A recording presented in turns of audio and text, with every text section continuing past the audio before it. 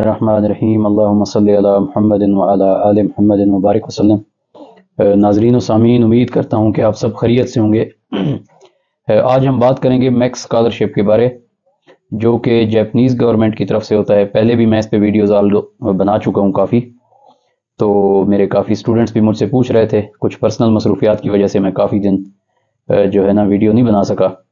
तो ये basically maxed scholarship जो है जापानीज़ गवर्नमेंट की तरफ से होता है। इसके दो फेजेस होते हैं, एक ये कि यूनिवर्सिटी रिकमेंडेड और दूसरा होता है इसका एम्बेसी रिकमेंडेड। तो यूनिवर्सिटी रिकमेंडेड पे हम ऑलरेडी काफ़ी बात कर चुके हैं, उसकी वीडियोस भी मेरे यूट्यूब चैनल के ऊपर आप देख सकते हैं। तो आज जो हम बात करेंगे वो है एम्बेसी रिकमेंडेशन की। तो बेसिकली ये जो स्कॉलरशिप होता है, इसमें आपने एम्बेसी वाला पाथ यूज़ करना होता है। मीन्स के जो भी रिक्वायर्ड डॉक्यूमेंट्स हैं, आप अपने सारे डॉक्यूमेंट तैयार करके आप अपने मुल्क की एम्बेसी के अंदर उनको भेजते हैं। एम्बेसी की वेबसाइट के ऊपर जाके आप अप्लाई करते हैं। एम्बेसी की जो अब हर एम्बेसी की जो डेट होती है वो डिफरेंट हो सकती है। जैसे आप पाकिस्तान से अप्लाई कर रहे हैं, तो जो एम्बेसी है जापान की पाकिस्तान में, उसकी वेबसाइट के ऊपर आपको डेट मिल जाएगी। इसी तरह आप बांग्लादेश वगैरह से अप्लाई कर रहे हैं या किसी और कंट्री से अप्लाई कर रहे हैं, इंडिया से कर रहे हैं, तो उसमें आपको अपनी जो जापान एम्बेसी होगी अपने मुल्क के अंदर, वहाँ जाके उसकी डेट्स वगैरह को देखना पड़ेगा। अब ये बेसिकली दो लोगों के लिए है, एक वो जो बैचलर कर चुके हैं और दूसरा जो मास्टर कर चुके हैं। मींस के मास्टर के लिए भी ये स्कॉलरशिप है और पीएचडी के लिए भी है। तो इसका स्कॉलरशिप का तकरीबन जो स्कॉलरशिप है वो तकरीबन 140 के करीब जो है ना, जापानीज करेंसी जो येन है, 1,40,000 या 1,43,000, 48,000, ये वेरी कर सकता है कंट्री टू कंट्री। इतना होता है अप्रॉक्सीमेटली, पाकिस्तान 3 लाख के बराबर ये बनता है। तो मैं लाजमी आप लोगों को रिकमेंड करूंगा कि आप ये लाजमी अप्लाई करें, और इसका प्रोसेस बहुत ही ज़्यादा ईजी है। तो जो लोग अपने डॉक्यूमेंट्स अच्छी तरह तैयार करके अच्छी तरह अप्लाई करते हैं, तो बहुत ज़्यादा चांस। अब जनाब अगली चीज़ आती है कि आपने इसको अप्लाई कैसे करना है, कौन कौन से डॉक्यूमेंट्स ज़रूरत हैं, कैसे अप्लाई करना है, डॉक्यूमेंट्स को फिल कैसे करना है। ये सबसे इंपॉर्टेंट क्वेश्चन होता है जिसमें मेजर स्टूडेंट का कंसर्न आता है। तो सबसे पहले ये देखें, आपने क्या करना है, अपने कंट्री की जो एम्बेसी ऑफ जापान है, तो मैंने ये ओपन कर ली है, एम्बेसी ऑफ जापान इन पाकिस्तान, ठीक है। या आप गूगल पे जाके लिखेंगे मैक्स्ड एम्बेसी रिकमेंडेड स्कॉलरशिप, ठीक है, ये लिखेंगे तो आपका आ जाएगा, ठीक है। तो मैंने ये इस्लामाबाद एम्बेसी या embassy of Japan in Pakistan open कर लिया है। ये लिंक मैं आपको दे दूंगा नीचे डिस्क्रिप्शन बार में, आप देख सकते हैं, ठीक है। यहाँ पे ये इसकी डिटेल्स हैं, जापानीज गवर्नमेंट रिसर्च स्कॉलरशिप, ठीक है।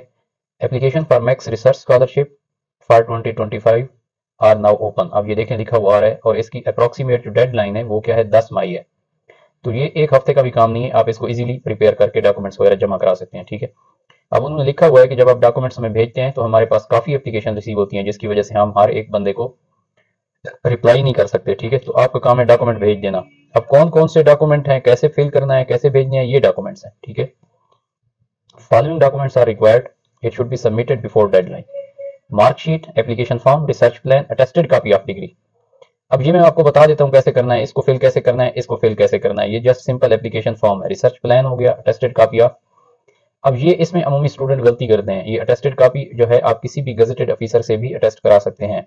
जापान में कोई ऐसी हार्ड एंड फास्ट रूल नहीं है जिस तरह चाइना वगैरह में कि आप मोफा से जाके कराएं।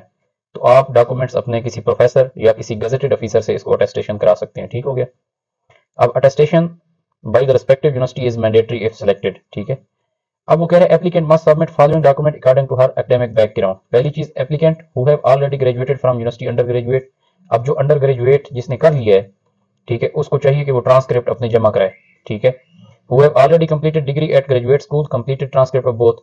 अब जो एमएसबी कर चुका है तो उसको चाहिए अंडर ग्रेजुएट का और ग्रेजुएट प्रोग्राम दोनों उसको जमा कराने चाहिए, ट्रांसक्रिप्ट प्लस डिग्रीज, ठीक है।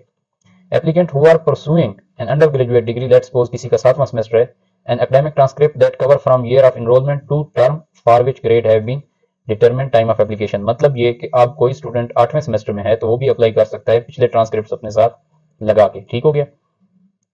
अगला कहता है applicant who are pursuing graduate degree, let's suppose master है, तो उसका भी इसी तरह आपने क्या करना है, अंडर ग्रेजुएट का और ग्रेजुएट के जितने आपके ट्रांसक्रिप्ट्स हैं, लेट्स सपोज आपका 3रा सेमेस्टर चल रहा है तो वो अटैच करके भी अप्लाई कर सकते हैं आप, ठीक है।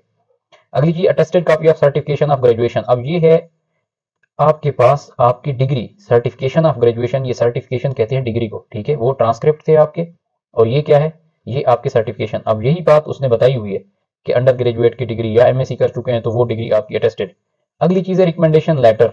ये आपने कहाँ करना है? फ्रॉम प्रेसिडेंट, डीन और एकेडमिक एडवाइजर।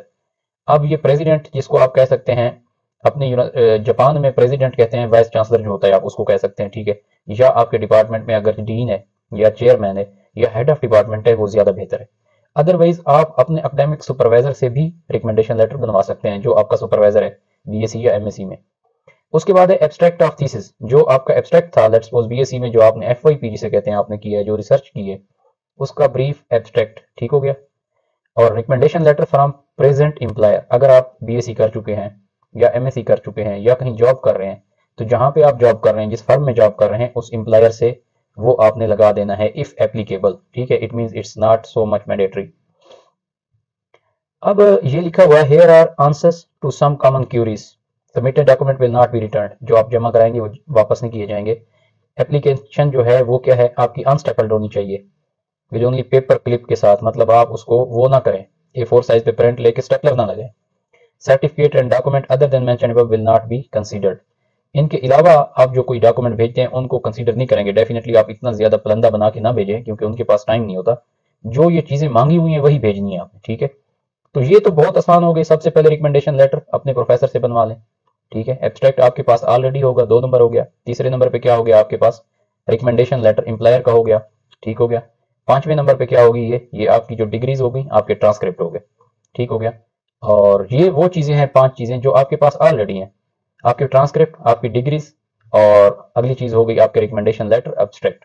ये चीजें तो आपके पास होंगी। रहता क्या है पीछे? सिर्फ रह गया एप्लीकेशन फॉर्म और रिसर्च प्लान। ये कैसे बनाना है ये मैं आपको अभी बताता हूँ फिल करके, ठीक हो गया।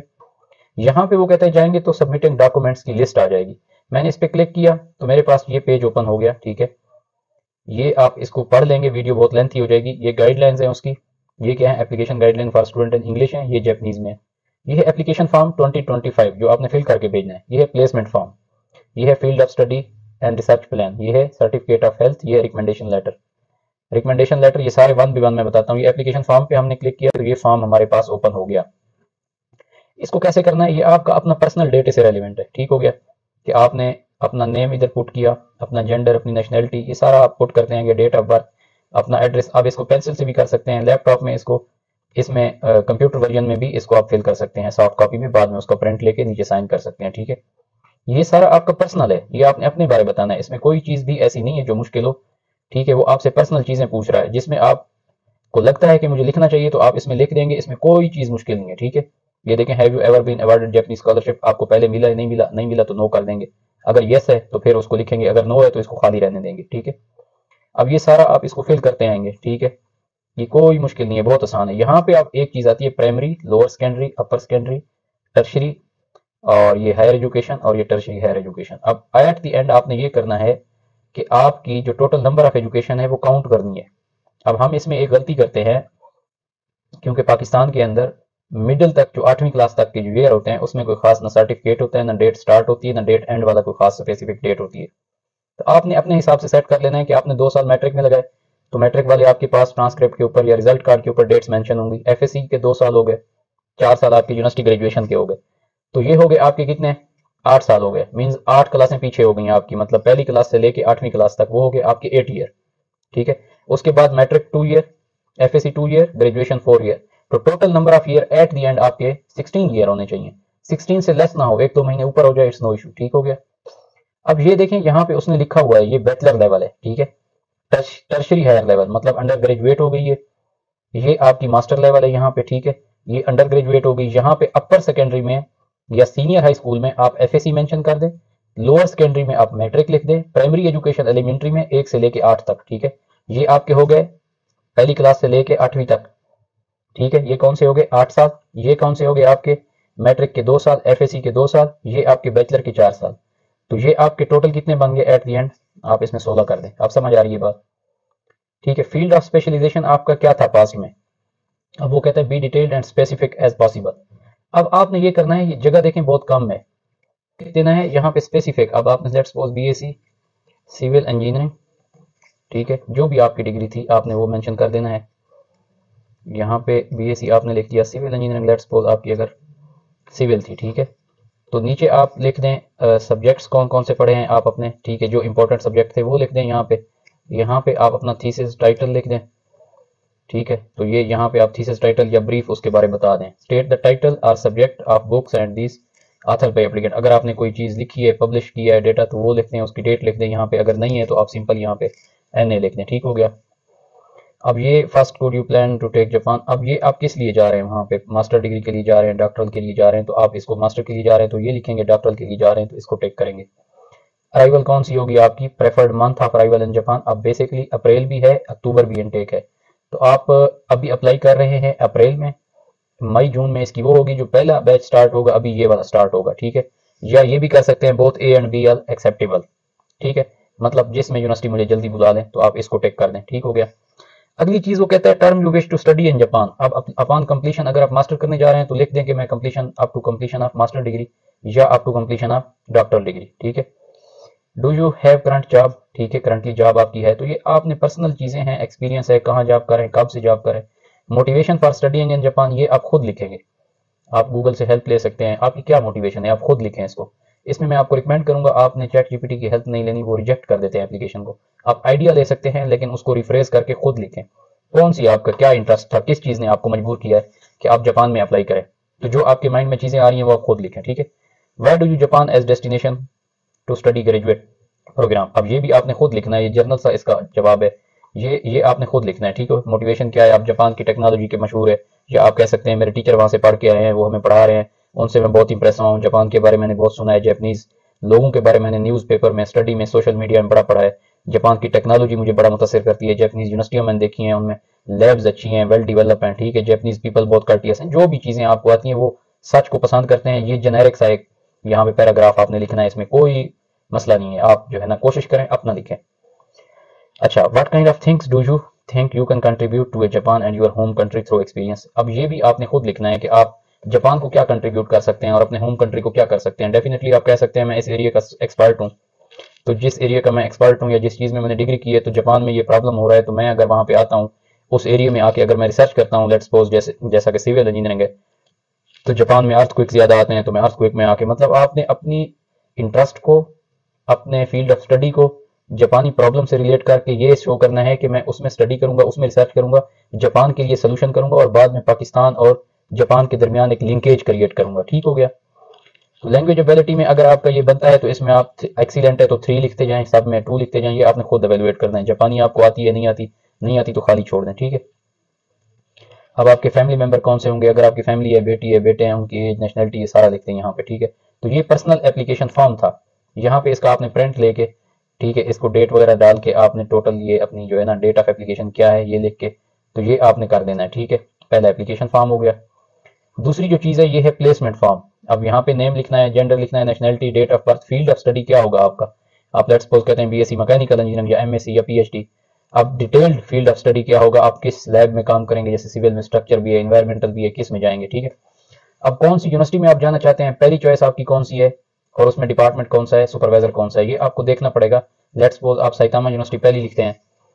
ठीक हो गया, साइतामा यूनिवर्सिटी जापान। ठीक है। तो यहाँ पे कौन सा स्कूल है जी, सिविल इंजीनियरिंग है, लेट्स सपोज वो लिखेंगे। आप वेबसाइट पे जाके इसका सिविल इंजीनियरिंग पहले सर्च कर लें, और कौन सा प्रोफेसर है जो आपकी इंटरेस्ट से मैच कर रहा है। लेट्स सपोज आप जियो टेक्निकल में जा रहे हैं, तो प्रोफेसर जो भी होगा उसका नाम मेंशन कर दें। इसी तरह दूसरी चॉइस कौन सी है, आप कहते हैं यूनिवर्सिटी ऑफ टोक्यो। ठीक हो गया। अब तीसरी चॉइस कौन सी है, आप कहते हैं जी आप योकोहामा यूनिवर्सिटी। ठीक है। तो जो भी यूनिवर्सिटी है आप उसका डिपार्टमेंट, उसमें प्रोफेसर आप विजिट करके उसकी वेबसाइट पे उनकी प्रेफरेंस दे सकते हैं। यहाँ पे ये हो गया एप्लीकेशन फॉर्म, यहाँ पे आपने इसको टिक करना है। ठीक है। आप कह रहा है कि ठीक है, ये हो गया मुकम्मल। दूसरी चीज, तीसरी चीज ये है आपका रिसर्च थीम क्या है, research theme and research plan in Japan. ठीक है। अब आपका क्या प्लान होगा, क्या आप करना चाहते हैं वहां पे आके, क्या आपके गोल्स होंगे जापान में आके, तो यहाँ पे आप अपना रिसर्च थीम लिखेंगे, यहाँ पे पूरा रिसर्च प्लान लिखेंगे, जो कि आपकी रिसर्च प्रपोजल भी कहलाती है। इसको कैसे बनाना है ये मैं ऑलरेडी अपने यूट्यूब चैनल पे दे चुका हूँ, आप वो वीडियो देख सकते हैं, मैं लिंक दे दूंगा इसमें डिस्क्रिप्शन में। ये हो गया आपका मेडिकल सर्टिफिकेट। ठीक हो गया। ये आपने अपने किसी भी डॉक्टर के पास जाके इसको फिल करवा लेना है, वो आपको एंड पे स्टैंप पर वो लगा देगा, तो ये हो जाएगा। ये है आपका रिकमेंडेशन लेटर, यहाँ पे आप अपना नाम लिखेंगे। ठीक है। ये आप रिकमेंडर का नाम लिखेंगे, आपका टीचर, उसकी डेजिग्नेशन क्या है, वो प्रोफेसर है, एसोसिएट है, जो उसका एड्रेस, उसकी ईमेल आईडी, उसका ये, तो वो इसको फिल कर देगा कि मैं इसको स्ट्रांगली एग्री करता हूँ, किस तरह जो भी होगा वो सिग्नेचर कर देगा। ठीक है। तो ये जो है ना, इसके अलावा वो कह रहा है any other format of recommendation letter will be accepted. ठीक है, मतलब कोई और रिकमेंडेशन लेटर का फॉर्मेट भी एक्सेप्ट किया जा सकता है। तो ये डॉक्यूमेंट्स थे बेसिकली जो आपने फिल करने थे। ये गाइडलाइंस भी गिवन है यहाँ पे पेज के ऊपर, आप इनको खुद पढ़ सकते हैं। कौन एलिजिबल है, पाकिस्तानी एलिजिबल है। एज क्या होनी चाहिए, आपकी एज 1990 होनी चाहिए, 2 अप्रैल। इससे पहले अगर आपकी डेट ऑफ बर्थ है तो आप एलिजिबल नहीं है, ठीक है। एकेडमिक बैकग्राउंड मैंने बता दिया है कि आपकी बीएससी मुकम्मल हो या एमएससी मुकम्मल हो। अगर बीएससी मुकम्मल नहीं है, आपकी रनिंग में है, तो पिछले ट्रांसक्रिप्ट लगा के, होप सर्टिफिकेट लगा के आप अप्लाई कर सकते हैं, ठीक है। इसी तरह एमएससी आपकी रनिंग में है तो कोई मसला नहीं, आप फिर भी अप्लाई कर सकते हैं। ये सारी चीज़ें जो मैंने ऑलरेडी आपको बता दी हैं, ये आप अगर मजीद पढ़ना चाहते हैं इनको आप पढ़ लेंगे। जो एडमिशन एप्लीकेशन फिल करने के बारे इंपॉर्टेंट चीज़ें थी वो मैंने आपको बता दी हैं। ये स्कॉलरशिप अमाउंट भी बताई हुई है, 1,44,000 1,45,000 पर मंथ वो आपको देंगे डॉक्टरल स्टूडेंट को, ठीक है। तो बाकी जितनी चीज़ें हैं, ये इसका एप्लीकेशन पीरियड है अप्रैल में आप जैसे अप्लाई कर रहे हैं, ठीक है। इसकी जो स्क्रीनिंग होगी वो जून में होगी, ठीक है। एक्सेप्टेंस कब होगी, अगस्त में होगी। और सितंबर में क्या होगी, आपकी प्लेसमेंट होगी, आप वहां पे पहुंच जाएंगे, अक्टूबर में प्रोग्राम स्टार्ट हो जाएगा, ठीक है। तो ये एप्लीकेशन फॉर्म थे, मैंने बता दिया एप्लीकेशन फॉर्म कैसे फिल करना है। इसकी एक कॉपी ओरिजिनल होगी, 2 कॉपीज होंगी, ठीक है। ये आपने भेजना है अपने मुल्क की जो आपकी एम्बेसी है उसको। प्लेसमेंट प्रेफरेंस सर्टिफिकेट भी इसी तरह एक ओरिजिनल ही भेजना है आपने, इसकी कॉपीज की कोई जरूरत नहीं है। फील्ड ऑफ स्टडी भी ऐसे, एक कॉपी, 2 इसकी कॉपीज, एक ओरिजिनल, ठीक है। एकेडमिक ट्रांसक्रिप्ट जो है सारे, इसकी भी एक ओरिजिनल और 2 कॉपीज आप भेजेंगे। ओरिजिनल का मतलब ये नहीं है कि आपने अपना ओरिजिनल ट्रांसक्रिप्ट ही उठा के दे देना है, ओरिजिनल डिग्री ही दे देनी है। उसकी आपने कॉपी करानी है, कलर प्रिंट करा के, उसको स्टैंप लगवा के या उसको अटेस्ट करा के, वो आपकी ओरिजिनल काउंट होती है जो आपकी अटेस्टेड होती है, ठीक हो गया। ऐसा ना हो कि आप ओरिजिनल डिग्री भेज दें और वो आपको वापस ही ना भेजें, ठीक हो गया, इसका ख्याल करना है। सर्टिफिकेट हो गए, ये सारा आपने देख लेना है, मेडिकल सर्टिफिकेट, एब्स्ट्रैक्ट, ये सारी चीजें, ठीक है। अब ये जो गोल ये वाले है ना सर्कल जो फिल नहीं किए हुए, इसका मतलब है ये हर बंदे ने जमा कराने हैं। ये जो एब्स्ट्रैक्ट ऑफ थीसिस, ये जो फील्ड है, ये ब्लैक सर्कल जो नजर आ रहा है, इसका मतलब है इफ एप्लीकेबल। अगर तो आपके लिए है एब्स्ट्रैक्ट, अब आपके पास है तो भेज दे, नहीं है तो कोई मसला नहीं है। लेट्स सपोज आप बीएससी कर रहे हैं, अभी आपने एब्स्ट्रैक्ट जमा ही नहीं कराया, आपका थीसिस चल रहा है, तो कोई मसला नहीं है, आप ये जमा कराएं या ना कराएं, इट्स ओके। तो ये एप्लीकेशन मेथड था, आपने कैसे अप्लाई करना है। तो अब तक के लिए इतना ही काफ़ी है। अगर किसी को कोई क्वेश्चन है तो पहले कोशिश करें आप खुद इस फाइल को एक दफ़ा गो थ्रू करें, आपके सारे आंसर इधर से मिल जाएंगे। फिर भी आपको समझ ना आए तो आप मुझसे कमेंट्स में पूछ सकते हैं। तो अब तक के लिए उम्मीद करता हूं कि आपको समझ आ गया होगा ये सारी चीज़ें, ये एप्लीकेशन फॉर्म कैसे फिल करना है, प्रेफरेंस सर्टिफिकेट कैसे करना है, ये रिकमेंडेशन लेटर, रिसर्च प्लान, ये सारे डॉक्यूमेंट मैंने आपको बता दिए कैसे करने हैं। तो आप इसमें ट्राई करें, लाजमी अप्लाई करें। तो बेस्ट विशेज़ है मेरी आप लोगों के लिए। अगर किसी को फिर भी कोई चीज़ क्लियर नहीं होती तो आप कमेंट्स में पूछ सकते हैं। अब तक के लिए अल्लाह हाफिज़, अस्सलाम वालेकुम।